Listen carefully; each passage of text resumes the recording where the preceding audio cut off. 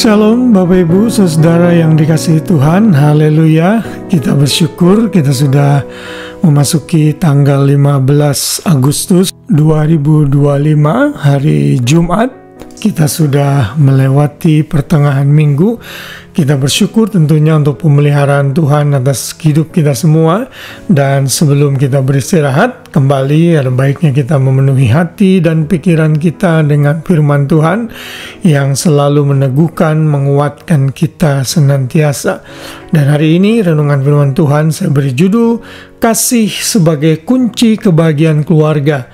Kita masih belajar mengenai kehidupan keluarga di sepanjang bulan Agustus ini. Saya berharap sepanjang bulan ini kita melakukan komitmen lebih lagi, apakah itu sebagai suami, istri, atau anak-anak, untuk kita bisa membangun kehidupan keluarga yang memuliakan Tuhan. Dan salah satu kunci elemen yang sangat penting di dalam kehidupan keluarga, sehingga kita bisa membentuk keluarga yang bahagia, yang harmonis, yang memuliakan Tuhan, adalah kasih.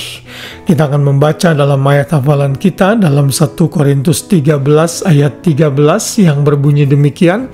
Demikianlah tinggal ketiga hal ini, yaitu iman, pengharapan, dan kasih. Dan yang paling besar di antaranya ialah kasih.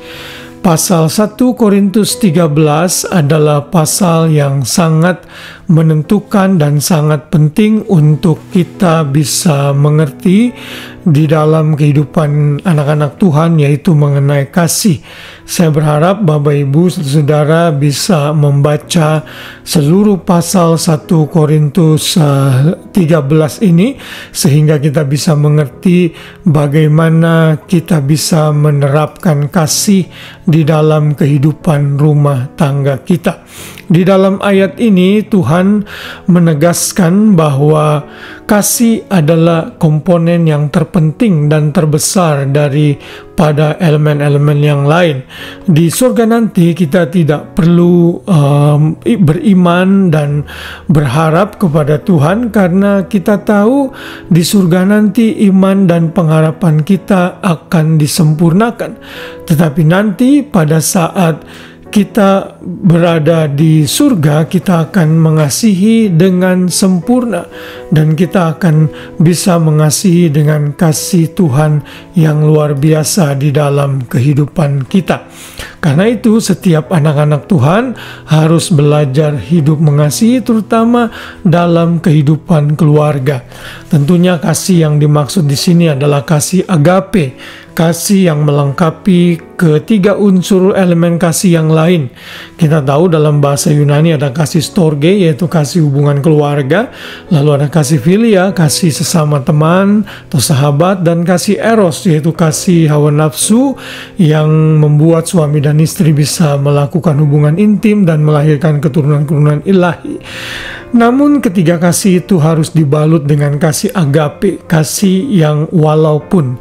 Artinya sekalipun pasangan kita, anak-anak kita memiliki kelemahan, kita harus tetap mengasihi mereka karena Tuhan memerintahkannya.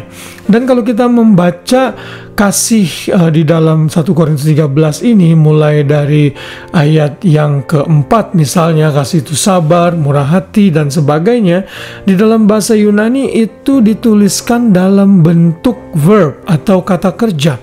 Artinya kasih adalah tindakan aktif di mana kita harus berkomitmen dan berkemauan untuk melakukannya. Kasih tidak bisa muncul dengan sendirinya, kasih harus diusahakan untuk kita lakukan.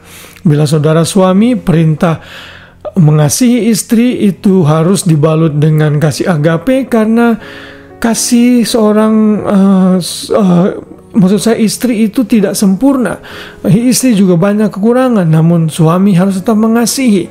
Demikian juga istri dalam Titus 2 ayat 4 di sana dinyatakan wanita-wanita pun harus mengasihi suami dan anak-anaknya. Dan suami pun memiliki kelemahan, karena itu istri harus bisa mengasihi suaminya dengan kasih agape, kasih yang tidak selalu menuntut tapi kasih yang mau memberi, kasih yang seperti Tuhan Yesus lakukan kasih yang berkorban untuk kebahagiaan orang lain. Saya percaya bila kasih ini diterapkan dalam kehidupan keluarga, semua pihak mengerti dan menyadari elemen kasih ini dan melakukannya, maka semua keluarga Kristen akan menjadi keluarga yang diberkati Tuhan dan bahagia selama kita berumah tangga dan berkeluarga. Dalam ayat 8 ditegaskan kasih tidak berkesudahan. Dalam bahasa Inggris diterjemahkan kasih, love never fails. Segala sesuatu bisa gagal, bisa mengecewakan, namun bila kasih itu merekat dalam setiap diri anak-anak Tuhan, maka kasih itu menutupi banyak hal, menutupi segala sesuatu. Bila kita ingin belajar mengasihi, belajarlah seperti Kristus mengasihi jemaatnya dan menyerahkan dirinya bagi kita. Karena Kristus sudah mengasihi kita, maka kita pun dimampukan untuk mengasihi, terutama dalam kehidupan keluarga. Elemen kasih ini sangat penting untuk diterapkan di dalam kehidupan keluarga kita masing-masing. Kiranya firman Tuhan ini mengingatkan kita, apakah itu kita sebagai suami, istri, atau masih sebagai anak, kita harus terus mengenakan kasih Kristus di dalam kehidupan keluarga kita, sehingga kita bisa menerima satu dengan yang lain, mensupport satu dengan yang lain, sehingga keluarga kita harmonis dan kebahagiaan kita miliki dalam rumah tangga dan keluarga kita. Selamat malam, selamat beristirahat. Biar kasih Kristus memenuhi kita bisa tidur dengan nyenyak, dan besok pagi kita bangun dengan tubuh jiwa raga yang sehat, dengan nama Tuhan yang baru setiap hari. Tuhan memberkati kita semua. Shalom.